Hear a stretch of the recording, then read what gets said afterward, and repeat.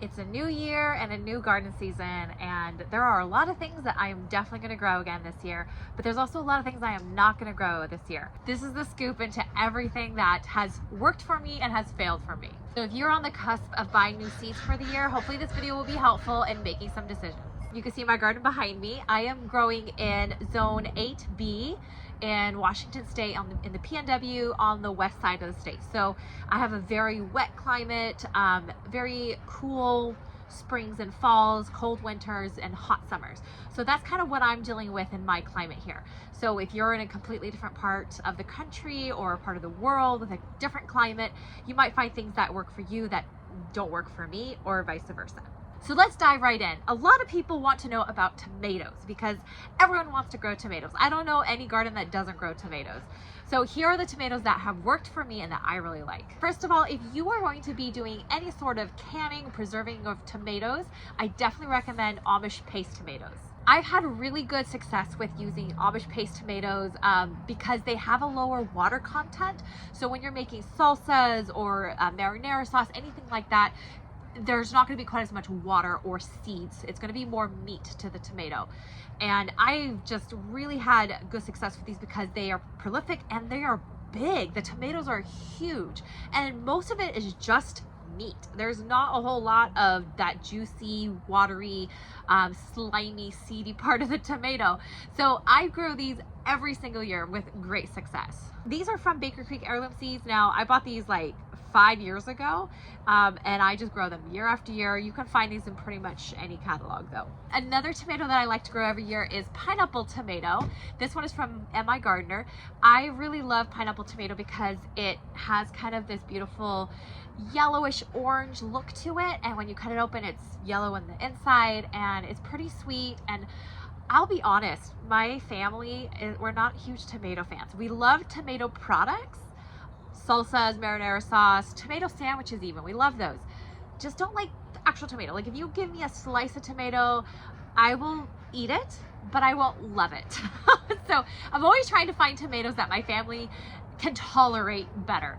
And one of those is the pineapple tomato. I don't have the seeds for these particular tomatoes because I actually got them from a farmer's market, and I really liked growing them this year. The 3 varieties that I really liked that I got this year was the, and I probably mispronouncing this, Costolito Florentino. And I'm going to see if I can find some seeds for that because there was a beautiful tomato that had like this unique kind of ruffling, kind of rippled effect to it that was really super unique. And then the other one that was Pink Jazz and Gold Medal. They were huge tomatoes, like really big, and quite, especially the Gold Medal was super prolific. I was really amazed. Like I was surprised my tomatoes like weren't breaking under my plants weren't breaking under the weight of these tomatoes. There were so many of them, and sadly I got them in the ground so late that I ended up picking most of them green by the end of the season. But they ripened up beautifully in the home, and we were having tomato sandwiches into November. It was amazing. So I'm definitely growing those again. I got to find the seeds for them, but you can see the images here of just how beautiful they are, and so I really was impressed with them. Moving on to the next category. This is probably my favorite category of things to grow, and that is winter squash. Now, a lot of people grow zucchini. That is classified in the summer squash genre. But if you go to winter squash, these are things like pumpkins is a very common example. And I love winter squash because the plants are beautiful, the squash are beautiful. You can use them for decorations in the fall, and then they preserve through the winter. So I still have a sweet meat squash in my pantry right now that I still haven't eaten. But not this past year, but the year before, I grew these 3 varieties of winter squash, and they not only grew very well, but they were so beautiful. And the decorations around my home, I grew them partly just to decorate with because I love having tablescape with the pumpkins, or having them by my front door, and these just make such beautiful arrangement. I had them climbing over my arched trellis. I did have to support them with some little hammocks, but they created such beautiful cucumbers.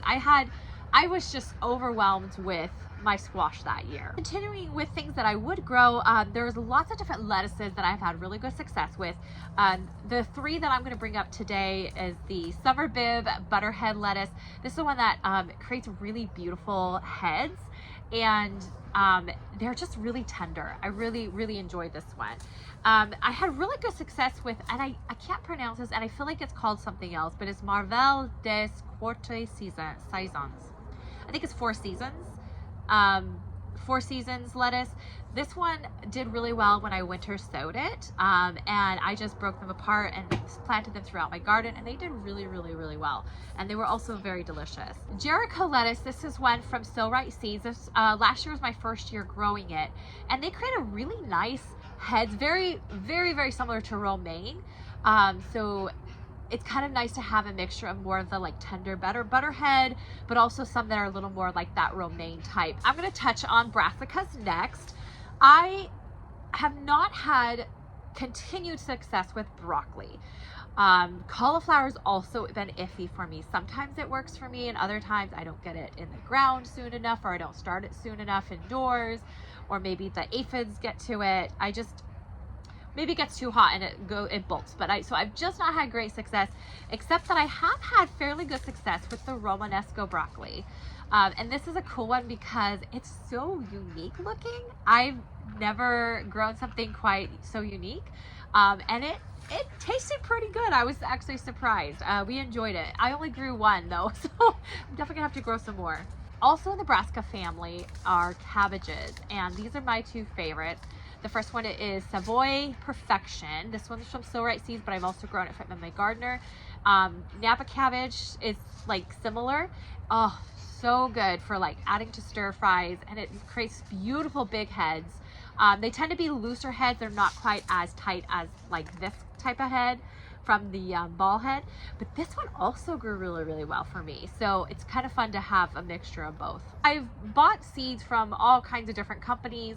There are ones that I definitely recommend or have had really good success with, or I like the company's values, and I'm going to link them all in the caption down below, so you can definitely find them. At my gardener is probably some of the cheapest seeds, and they grow really well. So really good pricing on those.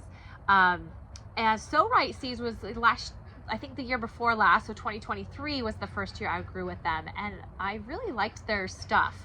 So I've had really good luck with them as well. If you live in the PNW, Ed Hume Seeds and Territorial Seed Company are local. So one's in Oregon, the other's I think in Washington. I think Territorial Seed Company is in Oregon.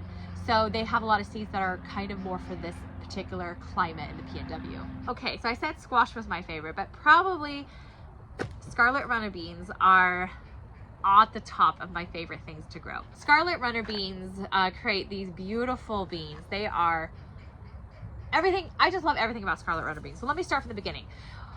When they grow, I grow them over my archways, so they look beautiful. When they flower, the blossoms are this beautiful like orangey coral color, and the hummingbirds absolutely adore them. So the hummingbirds are always floating around my arches, and when it's in bloom, they look beautiful. And then as the beans grow, you get these long pods that look really cool when you're walking under the arch.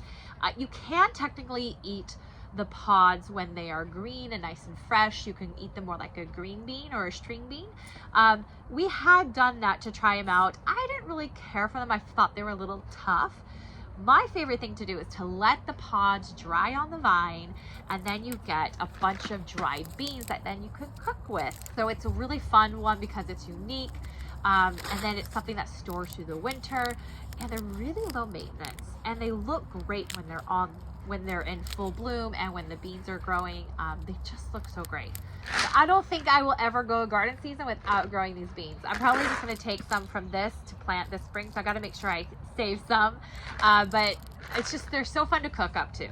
I will say they're a beautiful purple color, the beans are, but when they cook, they turn kind of more like a brownish black color, like they lose that beautiful look to them. I'm going to move on to flowers that I am definitely going to grow every year, and then after that we're going to talk about things that did not work for me. I don't have the actual seed packet, but these are seeds that I saved from my mammoth sunflower.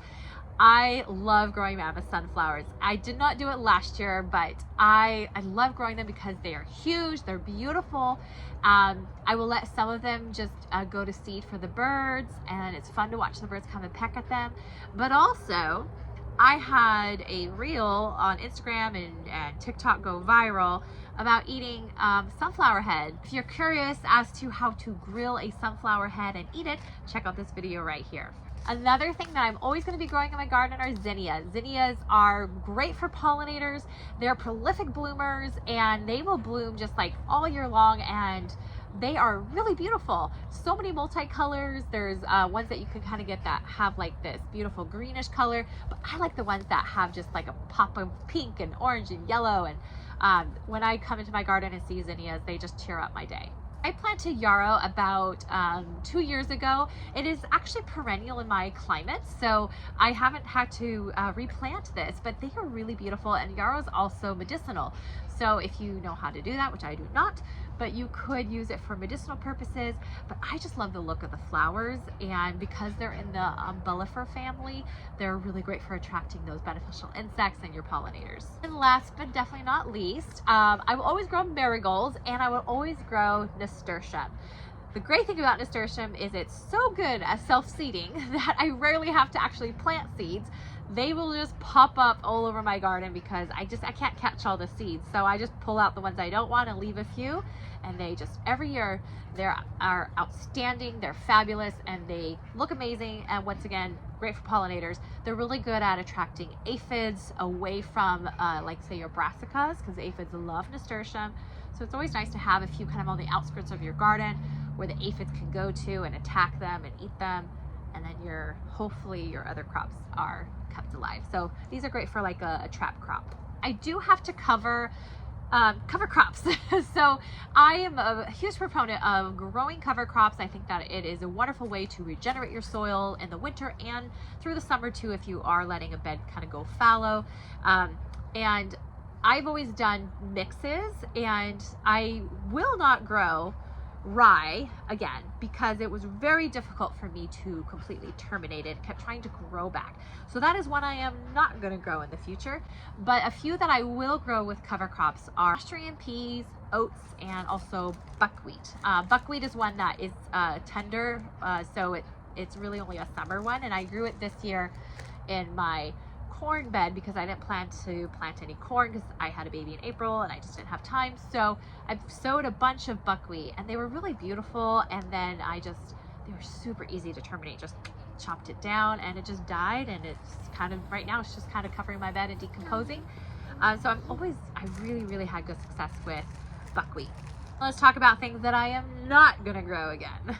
My list of things I won't grow is actually quite small because honestly, I have fun growing a lot of different things. And I've kind of gotten to the point where I've curated a lot of my seeds to I'm growing mostly what I enjoy to grow. The first thing is rainbow carrots. And I know that I don't have any seeds because I hate them that much. I have tried for a few years to grow rainbow carrots, and either they haven't germinated, or when they did germinate, they just like went straight to wanting to go to seed. So I didn't actually get like a good carrot. It just went to flowering. Or if I did pick them, they weren't that good. They were kind of woody. They just not good success with rainbow seeds. Maybe you have rainbow carrots. Just my son had a garden this year and he really wanted to grow rainbow carrots, and I really discouraged him, but he really wanted to, so I let him. And once again, they just didn't do good. They barely germinated. So I was like, kind of told you so. I wouldn't do that to my son. If he wants to grow rainbow carrots, he could grow rainbow carrots, but I'm not going to grow rainbow carrots in the rest of my garden. Another thing I am not going to grow this year is anything but sweet corn. So I will grow sweet corn, but if it's not sweet corn, I'm not growing it. I grew this one, I think it was this one, Delectable, because I understood it grew really well in our area. We kind of have trouble growing corn in this climate. And so I said, well, let me try this one. I didn't realize it wasn't a sweet corn, and it was not that good. I like sweet corn, and so I'm going to make sure I grow sweet corn from here on out. Two other things that I will not grow, they are definitely trending ones that a lot of people like to grow, but I will not grow them, is cucamelons and ground cherries. Cucamelons are like they look like little baby watermelons, but they're cucumbers, and they're about like that big. They're very tiny. They're very prolific, and a lot of people like them. Personally, I think that they are overrated. They are just way too prolific, and I don't need that much cucumbers. And it's not like you can really do a lot with them except maybe like pickle them whole, which I guess is, you know, would be kind of fun, but I don't know, it's kind of a lot of work because they're so tiny. And same with ground cherries, they're so tiny, and they are in the tomato family, I believe, but they're like super sweet, but they're not that sweet. So I'm not a huge tomato fan, so personally I just felt like they tasted too much like a tomato, and they were super tiny as well. I think they look a lot like a tomatillo. They have a little wrapper around them, which is kind of fun, but it wasn't worth the time. Most of them just fell on the ground and died because I didn't have time to go out and pick all of those little things, and I didn't think they were that good. A general rule of thumb that I like to tell people when it comes to what you're going to plant in your garden is always plant things that you know you will use in your cooking or that you know you like to eat. Definitely prioritize those things. And I say about an 80-20 rule. So 80% plan to plant things that you know do well in your area, that you know you're going to eat, or that you know you're going to cook with. The 20%, they'll save 20% of what you plant or grow for either out of curiosity. Maybe you're trying something new, it's an experiment, and you want to try something that it's like a new seed variety that came out, or a new type of thing. Like maybe you're going to try melons. I haven't been able to grow a melon successfully. That's on my list of things to try to grow. Or maybe corn, something like that. Or maybe you want to grow just a bunch of flowers. So plan that 80-20 rule. 80% of things that you grow, things that you know do well, that you're definitely going to use, and then 20% play around, find some new things. You never know what your next favorite thing is going to be unless you try something new. Real quick, I want to show you how I organize my seeds. I have this question a lot from people of what is the best way to organize them. I buy this, it's a photo storage box, and I liked the ones that are colored because I did my warm season stuff here, and this is my cool season stuff in general. I just have some random seeds I need to organize them, but I put labels on what they are. I really could use a whole 2 of these because I'm getting so many seeds, but right now this is working for me, and it's really nice. I just, you know, if I want to grow peppers and eggplants, that's what's in this one here. It just, yeah, it works really well. So that's how I like to do it. Maybe I'll link it down below for you. I just got this off of Amazon. This has definitely been my favorite way to organize my seeds. I hope that this video was helpful. Maybe it inspires you to try some new things, or maybe to realize that maybe there's something that's not worth growing again for you. Hit the like button and the subscribe button down below if you haven't already. And if you have, thank you so much for supporting our family and this small channel that we have. I am planning to put out 1 video a month this year. Let's see how I can maintain that, because I do have a baby, and right now he is napping. So this is going to be like nap time hobby. If there's something that you really want me to cover this year, leave a comment down below. Let me know what that is. And if you haven't checked out my channel already, go and check there. If you're curious about winter sowing, or maybe watering with oyas, or how to propagate lavender, I have a lot of that over on my channel, so go check that out. But yes, let me know down below if there's something that I haven't covered that you would like me to. Thanks for joining me today. As always, go out and grow something. God bless.